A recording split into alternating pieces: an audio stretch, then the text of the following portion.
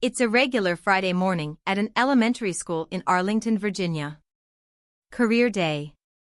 You know the drill, parents coming in to talk about their jobs, kids showing off, teachers smiling for the cameras. Normal stuff, right?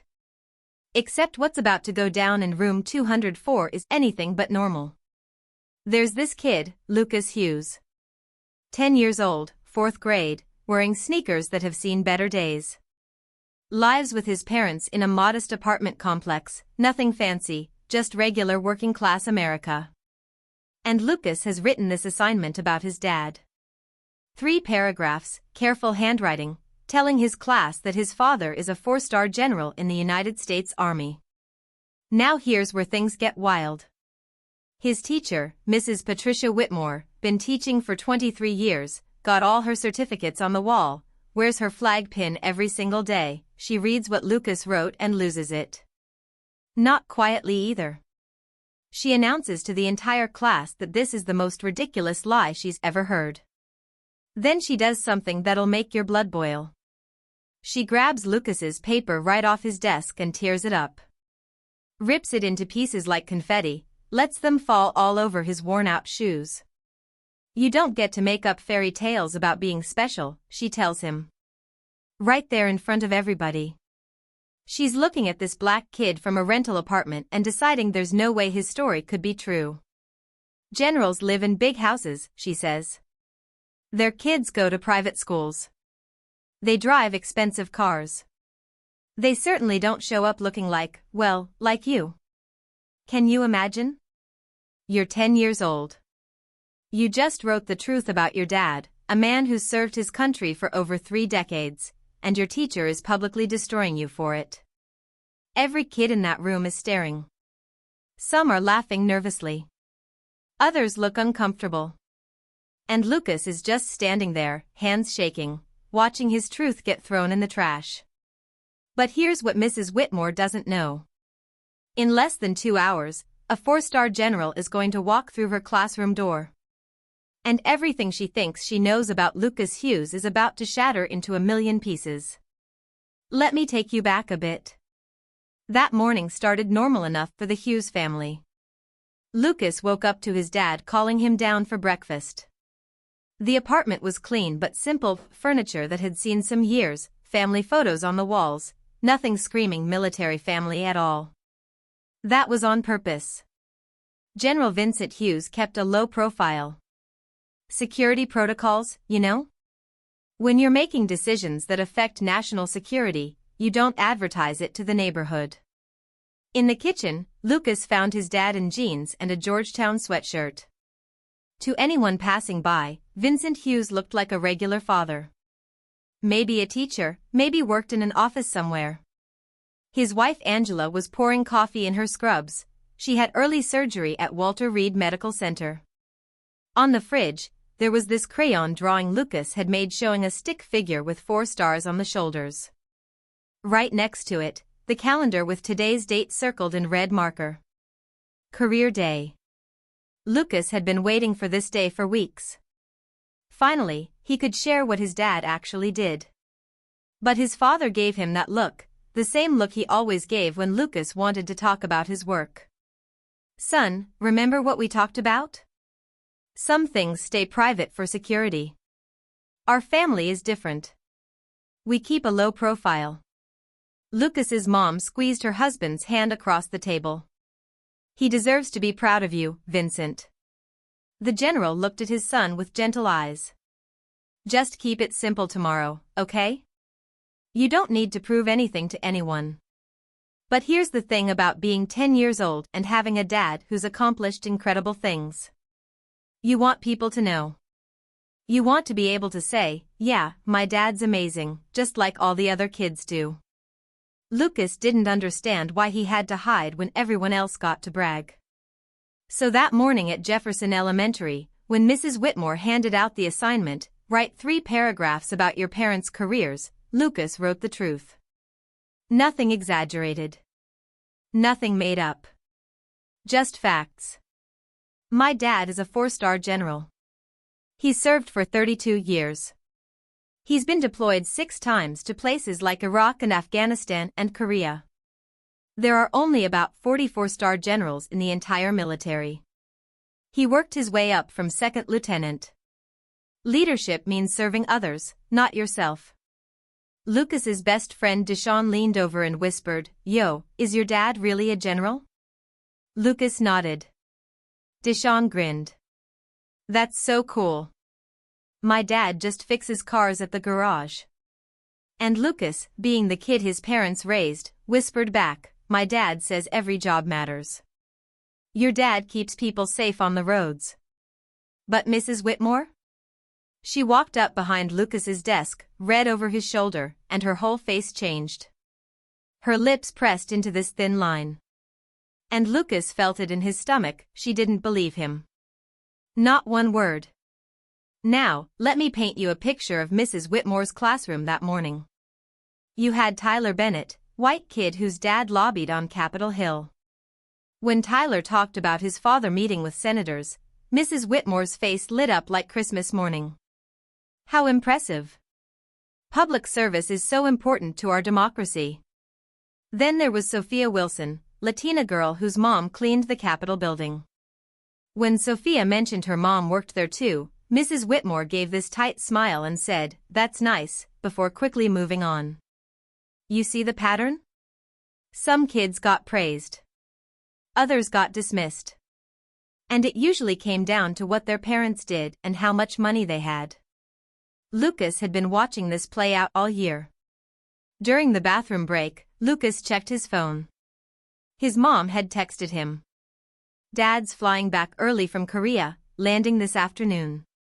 He'll make career day after all. Keep it a surprise." Lucas's heart literally soared. His father had been overseas for 3 weeks doing strategic planning meetings, classified stuff Lucas wasn't allowed to know about. But he was coming home early. He'd be there to see Lucas present. Lucas wanted to shout it from the rooftops. Instead, he slipped his phone back in his bag and went back to class. He didn't notice Mrs. Whitmore watching him from her desk with that skeptical look. She'd already made up her mind about Lucas Hughes. That boy was a liar. And tomorrow at career day, she was going to teach him a lesson about honesty in front of everyone. The next morning came with unusual energy. Parents started filing into the classroom at 8:30. A lawyer in a sharp suit. An architect carrying blueprints. A software developer. A chef in kitchen whites. A nurse still in scrubs from the night shift. Mrs. Whitmore greeted each one with different levels of enthusiasm. The lawyer got a firm handshake and bright smile. The chef got a polite nod. The nurse got a quick "thank you for your service" before Whitmore turned away to arrange chairs. Lucas sat at his desk checking his phone every 30 seconds. His dad had texted at 6 that morning. Landed. Catching up on sleep. See you at school by 10. Proud of you, son. 2 more hours. Lucas just had to make it 2 more hours. Then Mrs. Whitmore called the class to attention. Before our guests present, let's share the paragraphs you wrote. I want our visitors to hear how thoughtfully you described their work. One by one, students stood and read. Tyler talked about his father's lobbying firm and the important bills they influenced. Mrs. Whitmore beamed like a proud grandmother. Sophia talked about her mother's cleaning work and how she took pride in making buildings shine. Mrs. Whitmore offered that same tight smile and moved on quickly. Then she called on Lucas. Lucas stood up. His paper shook slightly in his hands. He cleared his throat and started reading. My dad is a 4-star general in the United States Army. He has served our country for 32 years in places like Iraq, Afghanistan, and Korea. Stop. The word cut through the classroom like a gunshot. Every single student froze. Parents looked up from their phones. Mrs. Whitmore stood slowly from her desk, and her face, her face had this expression like she'd just caught someone stealing. Lucas, come here please. Lucas walked to the front of the room on legs that felt like jelly. His heart was hammering so hard against his ribs he thought everyone could hear it. "Class," Mrs. Whitmore said, her voice taking on this lecture tone, "this is a perfect example of what we call embellishment." She turned to Lucas. "I need you to be honest with everyone right now. What does your father actually do?" "He's a general, ma'am." Her eyes narrowed. "Lucas, I have been teaching for 23 years. I have met generals. I have taught generals' children." She crossed her arms. "Generals do not live in modest rental apartments. Their children do not attend public schools in worn-out sneakers. Their families are well connected in the community. There are official records, social events, recognition." Lucas felt his face getting hot. "But ma'am, my dad keeps a low profile because..." "Because of what? Secret missions?" Her tone was dripping with sarcasm. Several students giggled nervously. And that's when things got really bad. Mrs. Whitmore told the entire class that she'd checked with the office. There was no General Hughes listed on the parent registry. His father's occupation was listed as government employee. She said that was very different from a 4-star general, wasn't it? Lucas's eyes filled with tears. "He puts that on forms for security reasons." "Enough." The classroom jumped at her raised voice. "You will sit down right now. You will rewrite this assignment with the truth, and you will apologize to this class and to our guests for wasting everyone's time with fantasy stories."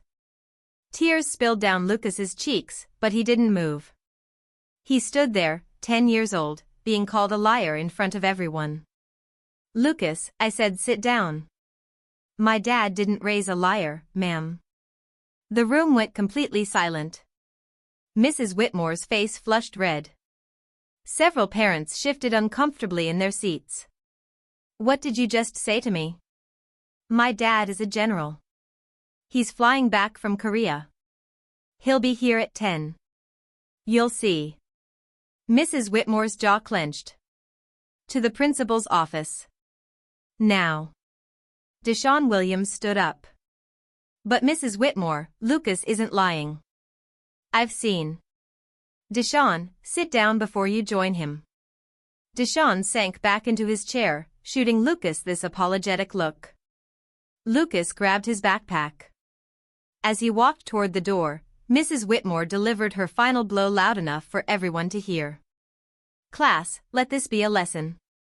Honesty and humility are virtues we cherish. Making yourself seem more important than you are, especially when you come from certain backgrounds, is the opposite of character. Let that sink in for a second. Especially when you come from certain backgrounds." She said the quiet part out loud right there. This wasn't just about not believing Lucas.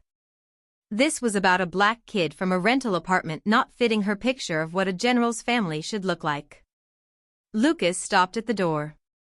His hands gripped the straps of his backpack so hard they left marks. Every eye in the room watched him leave in shame. He had 90 minutes until his father arrived. 90 minutes to survive being called a liar in front of everyone. What he didn't know was that Mrs. Whitmore was about to have the worst day of her teaching career. The hallway felt endless. Lucas walked slowly toward the principal's office, his sneakers squeaking against the polished floor. Behind him, he could hear Mrs. Whitmore's voice resuming the career day introductions like nothing had happened. Like she hadn't just destroyed him in front of the entire class. He pulled out his phone. Still no new messages from his dad. Probably still sleeping after that 14-hour flight from Korea. Lucas thought about texting him, telling him what just happened. But what would he say? That his teacher called him a liar? That nobody believed him? His dad had enough to worry about. Lucas didn't want to seem weak. He slipped the phone back in his pocket and kept walking. Through the main office window, Lucas spotted Principal Hayes on the phone. She was nodding seriously, her expression focused. She glanced at a folder on her desk, then looked up and made eye contact with Lucas through the glass. Her eyes widened slightly, like she recognized him. But she was mid-conversation, so she just gave him a small nod and returned to her call. Vice Principal Thornton handled the meeting since Principal Hayes was occupied. Mr. Thornton was this white man in his 50s who'd been at Jefferson Elementary for 15 years. Khakis and a blue polo shirt with the school logo. The kind of face that always looked slightly disappointed. "Sit down, Lucas." Lucas sat in the chair across from Thornton's desk. It was too big for him. His feet barely touched the floor. "So," Thornton began, opening a folder, "Mrs. Whitmore tells me you disrupted class and refused to correct false information in your assignment." "Sir, it's not false." "My dad really is?" Thornton held up a hand. "I pulled your file. Your father is listed as Vincent Hughes, occupation, government. That's what's in our system. That's what he writes on forms, sir. For security reasons. He's not supposed to." "Security reasons?" Thornton chuckled. Not meanly, but like an adult humoring a child's imagination. "Lucas, I understand wanting your father to seem important. A lot of kids do that. But making up elaborate stories about generals and classified information. I'm not making it up." Lucas's voice came out louder than he intended. Thornton's face hardened. "Lower your voice. You're already in trouble, son. Don't make it worse." Lucas's phone buzzed in his pocket. He pulled it out quickly. A text from his dad. "Running late. Briefing at Pentagon got moved up. We'll be there by 10:30. Hang tight." Lucas's heart leaped. He showed the phone to Thornton. "See? He's coming. He'll be here in less than an hour." Thornton barely glanced at the screen. "Lucas, I can't verify anything from a text message. You could have anyone's number saved as dad in your contacts." And then Thornton said something that cut deep. "I believe you want attention, Lucas. I understand that impulse. Kids from single-parent homes or families where parents work multiple jobs sometimes create stories to feel special. It's a cry for help, really. My parents are married. My mom's a surgeon at Walter Reed. My dad." "That's enough." Thornton stood. "Return to class right now, or I will call your parents in for a formal disciplinary conference. And trust me, you don't want that on your record." Lucas stood slowly. His vision blurred with tears he refused to let fall. "My father serves this country, sir. He's been deployed 6 times.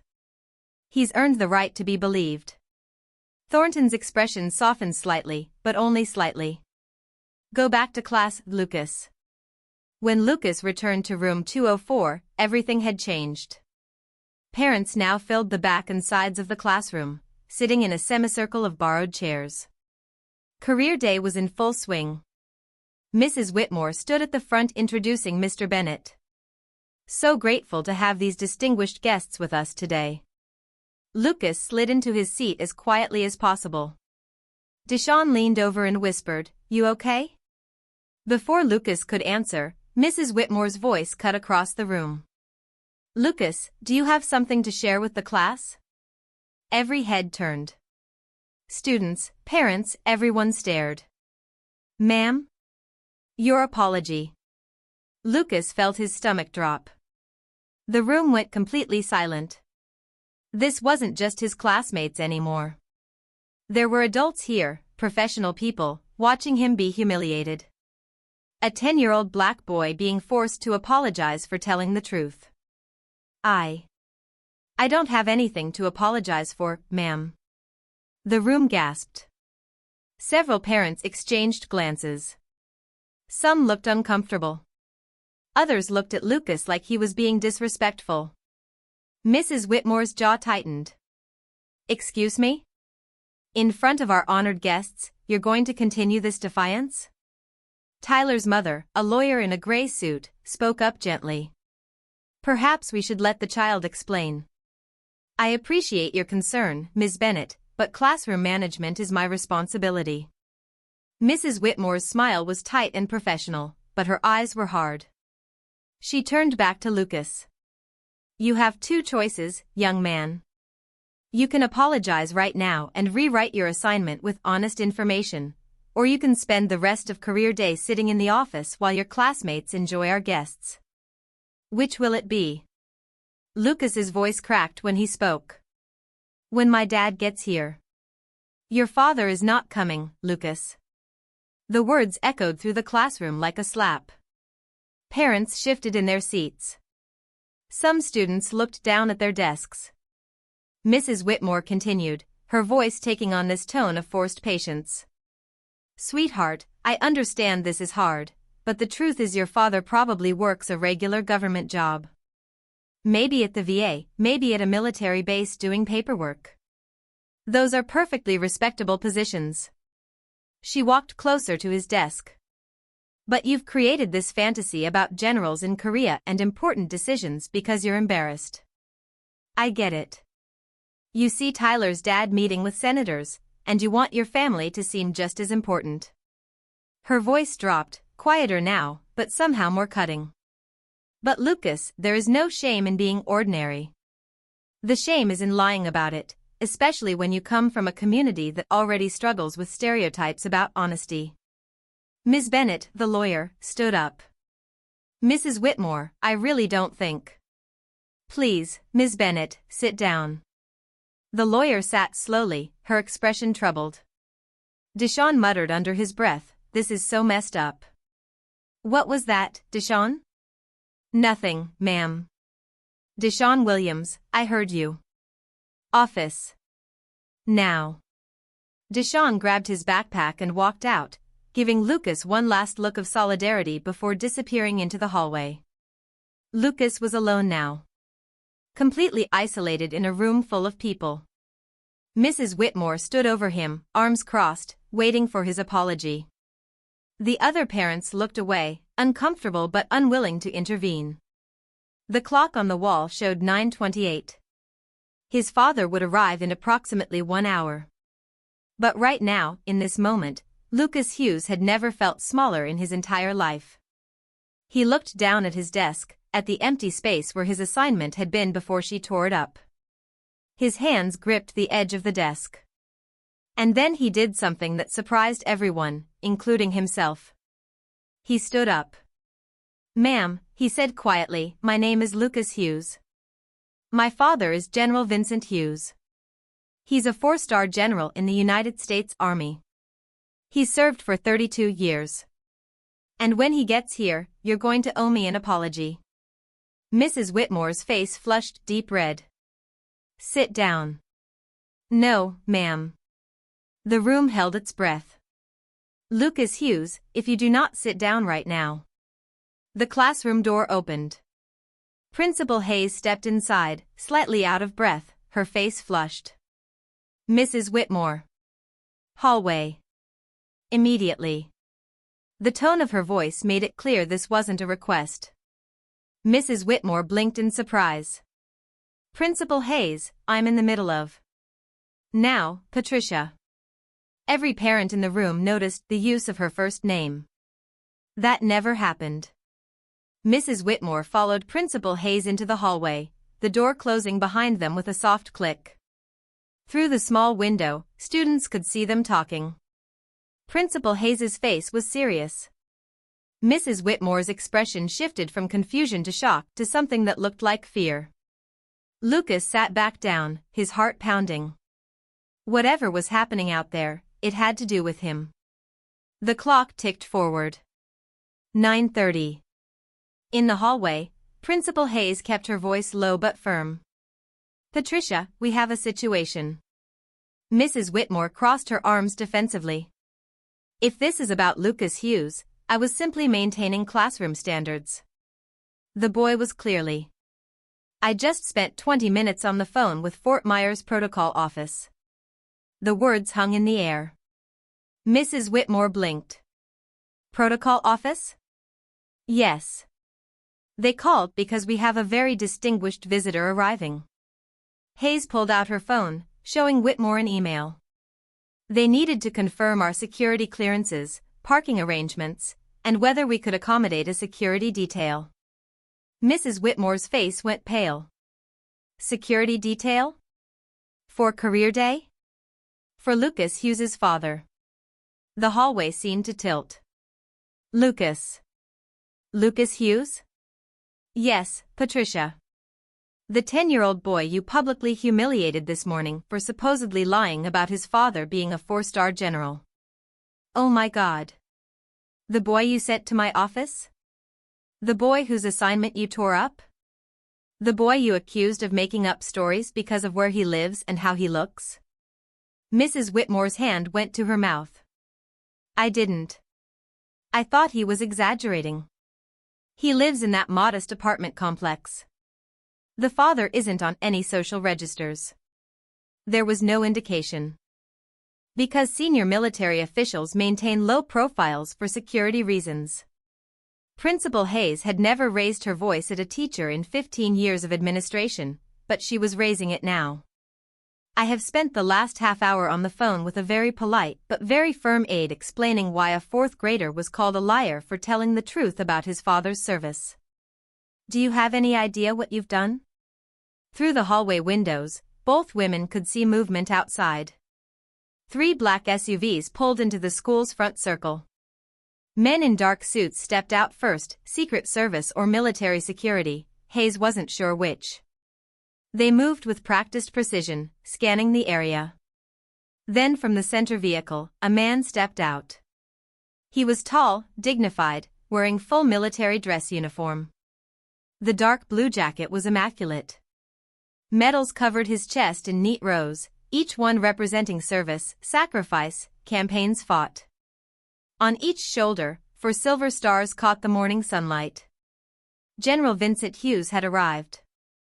Mrs. Whitmore felt her knees go weak. Oh God. Oh God, he's real. Yes, Patricia. He's real. And right now he's walking into my school to pick up the pieces of what you did to his son. Inside the classroom, students and parents noticed the commotion outside. Is that the president? One kid whispered. Look at all those security guys. Mr. Bennett, the lobbyist, stood and moved to the window. His eyes widened. That's a 4-star general.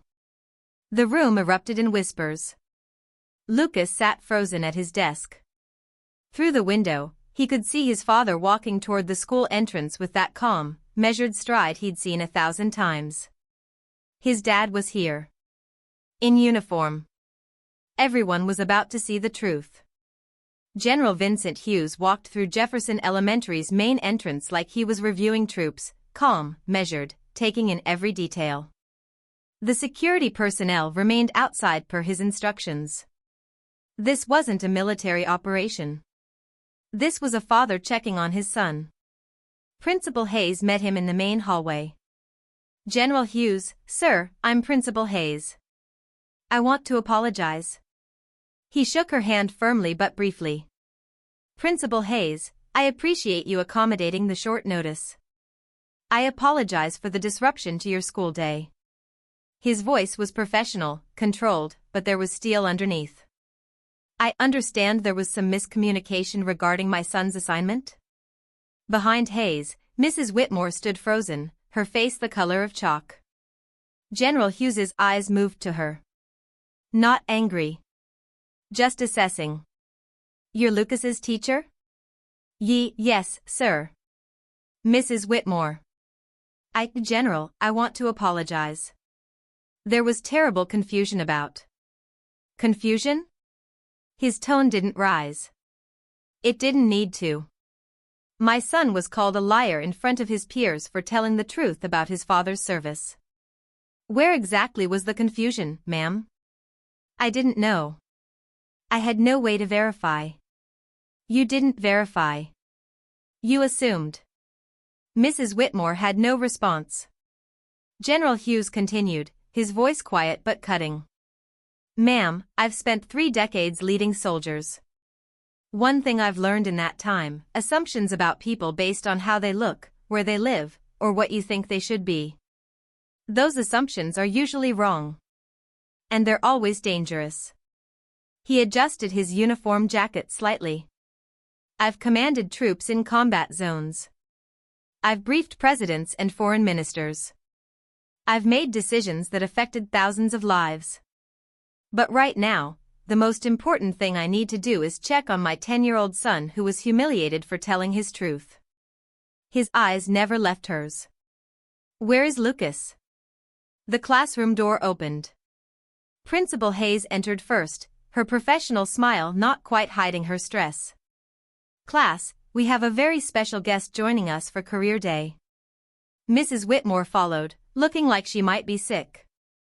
Then General Vincent Hughes stepped through the doorway. The effect was immediate. The room went silent. Not classroom silent. Cemetery silent. Every parent stood without thinking. Mr. Bennett, who regularly dined with senators, actually straightened his posture like a cadet. The surgeon placed her hand over her heart. The military families in the room recognized the rank immediately. 4 stars. You don't see 4 stars walk into an elementary school every day.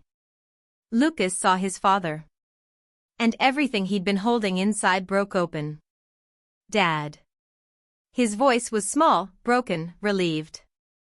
General Hughes's professional demeanor cracked for just a moment. His eyes found his son sitting at that desk, tear-stained and exhausted. He crossed the room in 4 long strides, not caring about protocol or appearances. He knelt down to Lucas's level, right there in front of everyone, and pulled his son into his arms. I'm here, Lucas. I'm here. I'm sorry I was late. Lucas buried his face in his father's uniform and cried. Not because he was sad anymore. Because he'd been holding everything in for so long. Because his dad was finally here. Because the truth was finally visible. The embrace lasted maybe 10 seconds. But in those 10 seconds, every person in that room understood what they'd witnessed this morning. A child telling the truth and being destroyed for it. General Hughes stood, keeping Lucas's hand in his. He turned to face the class. Good morning. I'm General Vincent Hughes, United States Army. I apologize for the disruption to your career day, but I promised my son I'd be here. And I don't break promises to my son. His voice was calm, professional, but every word carried weight. He glanced at Mrs. Whitmore, who stood near her desk looking like she wanted to disappear. Ma'am, I understand there was some question about Lucas's assignment? The room held its breath. Mrs. Whitmore opened her mouth, but no words came out. Principal Hayes stepped in. General Hughes, please, if you'd like to share with the students about your career, we'd be honored. He nodded once. Thank you. He turned back to the class, Lucas still holding his hand. My son wrote that I'm a 4-star general who served for 32 years. Every single word of that is true. I've commanded troops in Iraq and Afghanistan.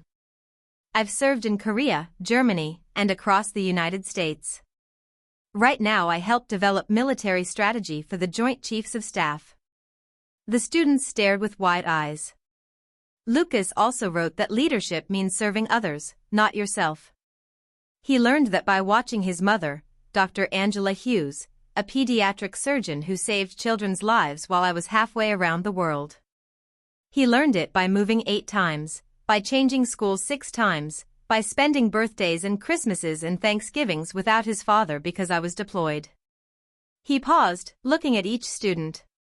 My son didn't exaggerate in his assignment. If anything, he was modest. The truth of what military families sacrifice is harder than anything he wrote on that paper. His eyes moved to Mrs. Whitmore. When a child tells you their truth, especially when that truth is difficult or doesn't match your expectations, the first instinct should be to listen. Not to assume they're lying because their truth makes you uncomfortable. The room was absolutely silent. Mrs. Whitmore's voice came out as a whisper. General Hughes, I owe Lucas an apology. A real one. She turned to face Lucas, tears streaming down her face. Lucas, I was wrong. Completely, utterly wrong. I made assumptions about you and your family based on things that had nothing to do with who you are. I judged you. I didn't listen to you. I didn't believe you. And I hurt you. Her voice broke. You deserved so much better from me. You deserved to be believed. I am so sorry. Lucas looked at his father, who gave him a small nod. Your choice, son. Lucas took a breath. Mrs. Whitmore, my dad says everybody makes mistakes. He says the important thing is what you do after you make them.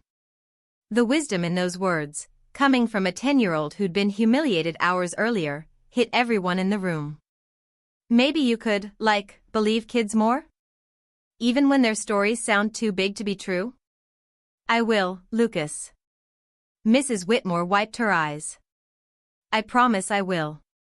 What happened next changed everything at Jefferson Elementary. Deshawn was brought back from the office. General Hughes shook his hand and thanked him for standing up for Lucas. Tyler Bennett approached Lucas afterward. I'm sorry I didn't say more earlier. That was really brave what you did. Other students gathered around Lucas. Not with pity now. With respect. Mr. Bennett, the lobbyist, approached General Hughes. Sir, I work with members of Congress every day. What you said about listening first. I needed to hear that too. Ms. Wilson, who cleaned the Capitol building, shook the general's hand with tears in her eyes. Thank you for what you said about service. Every kind. Principal Hayes made an announcement to the class. Effective immediately, Jefferson Elementary will be implementing comprehensive implicit bias training for all staff members. What happened this morning should never happen again. Mrs. Whitmore nodded, her hand over her heart. I'll be the first to sign up. The general then did something unexpected. From his pocket, he pulled out a small gold coin, a command coin from his unit. These were traditionally given for exceptional service. He placed it in Mrs. Whitmore's hand. I'm not giving you this for what happened this morning, ma'am. I'm giving it to you for your apology. That took real courage. Use it to remember that growth comes from our mistakes, not our successes. Mrs. Whitmore clutched the coin, nodding, unable to speak. For the next 20 minutes, General Hughes gave a presentation about military service, leadership, and sacrifice. He answered questions from curious students. He shared age-appropriate stories. He made every child feel important. And at the end, Principal Hayes suggested a class photo.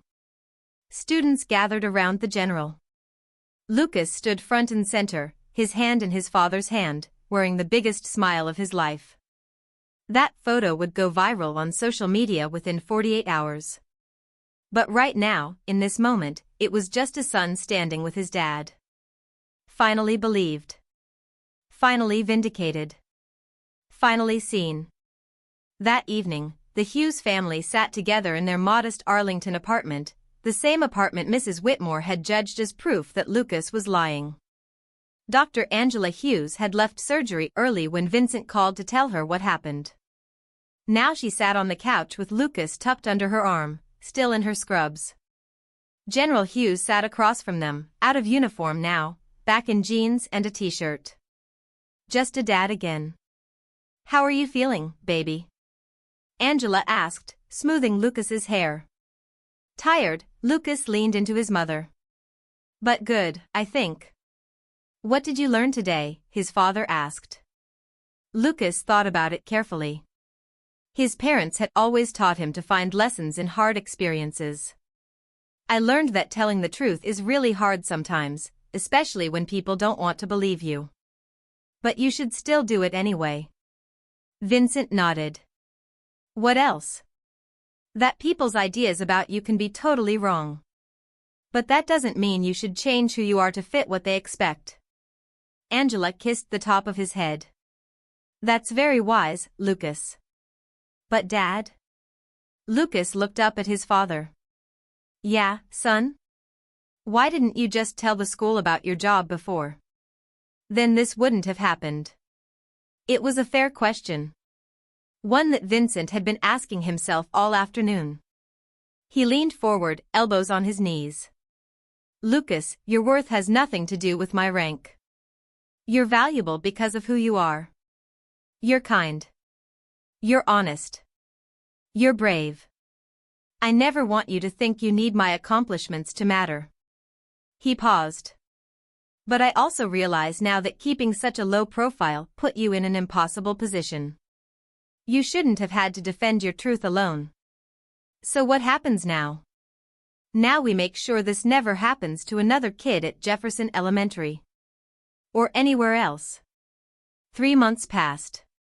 Jefferson Elementary looked different now. Not physically, but the culture had shifted. Every staff member completed comprehensive implicit bias training. It wasn't optional. Principal Hayes made it a requirement for continued employment. The training covered racial bias, class bias, and the danger of assumptions. Real scenarios. Uncomfortable conversations. Necessary growth. Mrs. Patricia Whitmore attended every session.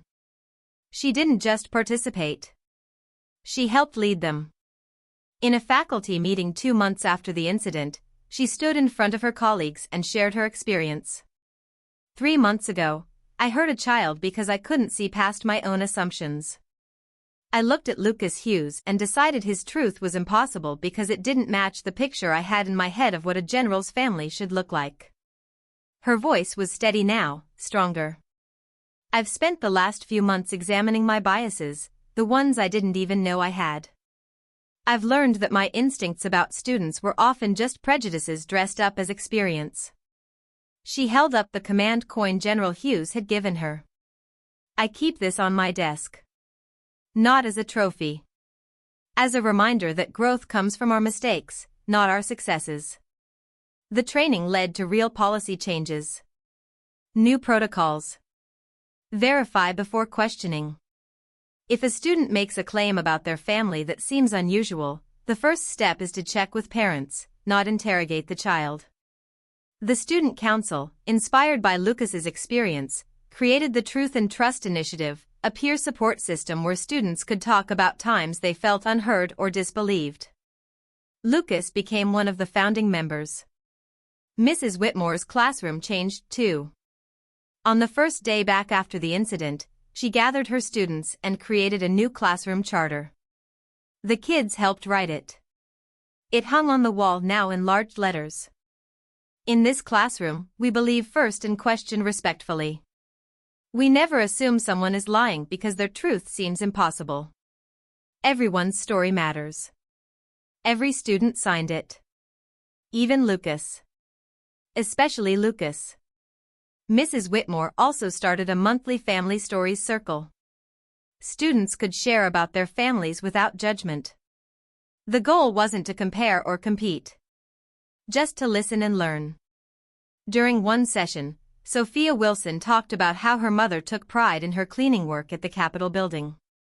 How she knew every hallway and office. How senators sometimes asked her advice about the building's history. Mrs. Whitmore listened differently now. She heard the pride in Sophia's voice instead of dismissing it as less important than other careers. Deshaun talked about how his dad could diagnose car problems just by listening to the engine. How he'd built his small mechanic shop from nothing. Tyler Bennett surprised everyone by saying his dad's lobbying job seemed less important after meeting General Hughes. That he'd started thinking about what service really meant. And Lucas talked about military families. About sacrifice. About the kids who move constantly and miss their parents and keep going anyway. The class listened without interruption. That's what changed most. The listening. The viral photo spread faster than anyone expected. The image of General Hughes in full dress uniform, for stars visible, kneeling beside his 10-year-old son while emotional students and parents looked on. The caption told the story, how a teacher had called a black student a liar for writing about his father's service. How she'd torn up his assignment. How she'd humiliated him publicly. And how a 4-star general had walked into that classroom to stand beside his son. News outlets picked it up. Local news, then national broadcasts. Social media exploded with reactions. Some people focused on the racism. Others on the classism. Many on the courage it took for Lucas to stand his ground. But the most shared aspect was Mrs. Whitmore's apology and transformation. People were tired of stories where the person who did wrong faced consequences but never changed. This was different. This showed redemption was possible. 3 months later, Mrs. Whitmore received invitations to speak at education conferences about implicit bias. She accepted some, declined others, but always emphasized the same message. I'm not a hero of this story. I'm the cautionary tale. But I'm proof that people can change if they're willing to do the hard work. Lucas today is different from the scared 10-year-old who stood at the front of that classroom. He's more confident. Still humble. Still kind. But no longer afraid to share his truth. He started a peer mentoring program at Jefferson Elementary where older students help younger ones navigate difficult situations. The first rule of the program, believe first, question with kindness. His friendship with Deshawn grew stronger. Tyler Bennett became a regular at their lunch table. Even Sophia Wilson joined their group. They called themselves the Truth Squad, kids who committed to listening to each other's stories without judgment. General Hughes attended school events when his schedule allowed. Not in uniform. Just as Lucas's dad. He wanted his son to know he was proud of him for who he was, not what his father did. Dr. Angela Hughes continued saving lives at Walter Reed, but she made sure to attend every one of Lucas's presentations about military families. Because that's what this was really about. Not generals or ranks or positions. But a family that loved each other. And a son who learned that truth, even when it's hard, is always worth defending. The Hughes family went back to their quiet life. But Jefferson Elementary and everyone who heard Lucas's story was forever changed. Sometimes the bravest thing you can do is stand in your truth. Even when the whole world tells you you're wrong. Especially then. Now listen. Lucas Hughes's story is one child's experience in one classroom in Arlington, Virginia. But it represents something much larger happening in schools across America every single day. Right now, somewhere, a child is being told their truth doesn't matter because it doesn't match someone's expectations. A black student is being questioned more harshly than their white classmates. A child from a working-class family is being dismissed because adults assume they're exaggerating. A military kid is being misunderstood because people don't see the sacrifice behind their calm exterior. And most of the time, there's no 4-star general walking through the door to make it right. So the question becomes, what do we do about it? The statistics are sobering.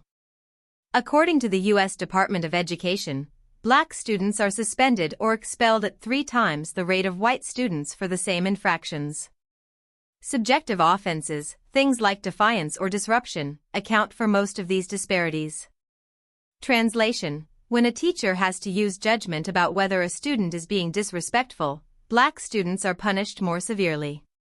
The same study found that 72% of teachers have never received any training in recognizing their own implicit biases. They're making decisions about children's futures based on assumptions they don't even know they have. Another study from the American Psychological Association found that black boys as young as 10 are seen as less innocent and more adult-like than their white peers. They're given less benefit of the doubt. Less grace. Less childhood. Lucas Hughes experienced all of this in one morning. And his story shows us the real cost. Children who feel unheard in school are 4 times more likely to disengage academically. They stop raising their hands. Stop sharing their stories. Stop believing their truth matters. That's the invisible damage of bias, not just the moment of humiliation, but the slow erosion of a child's belief in themselves. But Lucas's story also shows us something else. That change is possible. That people can grow. That systems can improve when we demand better. Mrs. Whitmore could have denied what she did. She could have made excuses. She could have blamed Lucas for being too sensitive. Instead, she did the harder thing. She looked at her own biases. She apologized sincerely. She changed her classroom and her approach to teaching. That doesn't erase what she did, but it shows a path forward. Jefferson Elementary could have swept the incident under the rug. Instead, they implemented mandatory bias training. They changed their policies. They created systems to prevent it from happening again. That's how institutions improve, by acknowledging harm and taking concrete action to prevent future harm. And Lucas? He could have let that experience make him small and quiet. Instead, he started a peer mentoring program. He shared his story. He helped other kids find their voice. That's resilience, not because trauma made him stronger, but because he chose to use his experience to help others. So what can you do? First, ask yourself some hard questions. When someone tells you their truth, especially someone from a marginalized community, do you believe them? Or do you immediately look for reasons to doubt? When a child shares something that seems unusual or impressive, is your first instinct to celebrate them or to question whether they're exaggerating? When you see someone being treated unfairly, do you speak up? Or do you stay silent to avoid making things awkward? These aren't comfortable questions. But they're necessary ones. Second, take action. If you're a parent, talk to your child's school about implicit bias training. Ask what policies they have to protect students from discrimination. If you're a teacher, examine your own classroom. Are you giving every student the same benefit of the doubt? Or are your assumptions affecting how you treat them? If you're just someone who heard this story and felt something, share it. Conversations change culture. The more we talk about these issues, the harder they are to ignore. And finally, teach the children in your life that their truth matters. That they don't have to shrink themselves to make adults comfortable.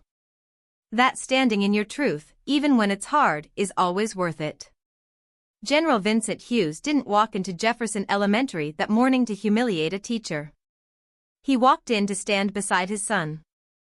To show Lucas and every child watching that truth matters. That you matter. The question now is, what will you do with that message? Will you scroll past this story and forget it by tomorrow? Or will you let it change how you listen, how you believe, how you treat the people around you?